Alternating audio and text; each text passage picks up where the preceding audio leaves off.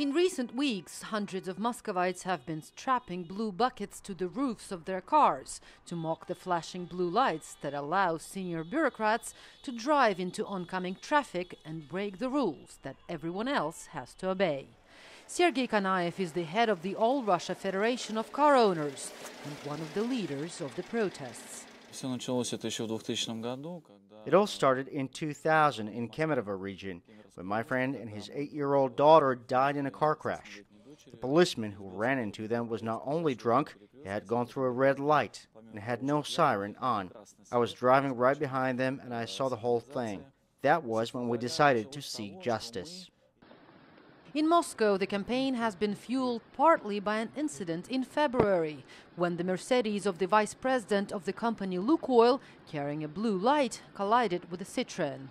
2 women were killed in the Citroën, one of whom was a well-known gynecologist. Authorities initially blamed the women, but witnesses and the family said the Lukoil car was to blame.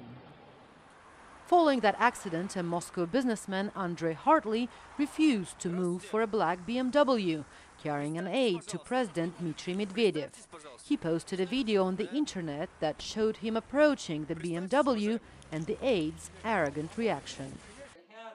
Masha Lipman is an analyst with Moscow's Carnegie Endowment for International Peace. There's some change in the mood. I wouldn't say this is radical. Actually, automobile drivers have been a rather cohesive force in Russia, and this is not the first time this is happening. Previously, however, they tended to protest against what they saw as an infringement on their socioeconomic rights. This time around, this is a direct challenge to what they see as unfairness, as injustice and inequality.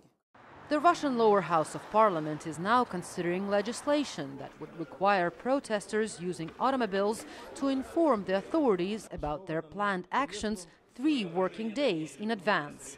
Under the current regulations, protests using cars don't count as public gatherings, and their participants can only be detained for traffic violations. The Kremlin are very aware of the risk that this might theoretically evolve as something bigger, so they try to preempt and they try to prevent such kind of undesired evolution before it begins to happen.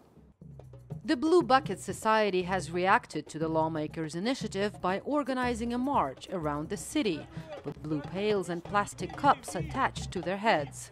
Moscow police detained several protesters.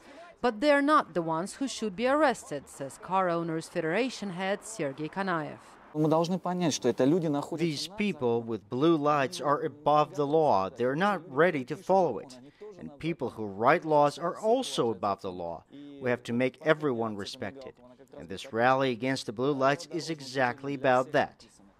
Most federal lawmakers lost their right to a blue light in 2006 after an outburst of public anger at their privileges. Now, theoretically, only the speakers and deputy speakers of the 2 houses of parliament may use the lights officially, but there are still dozens of cars on the Moscow roads that continue to exploit the advantages of a blue light on the roof. Anya Ardaeva for VOA News, Moscow.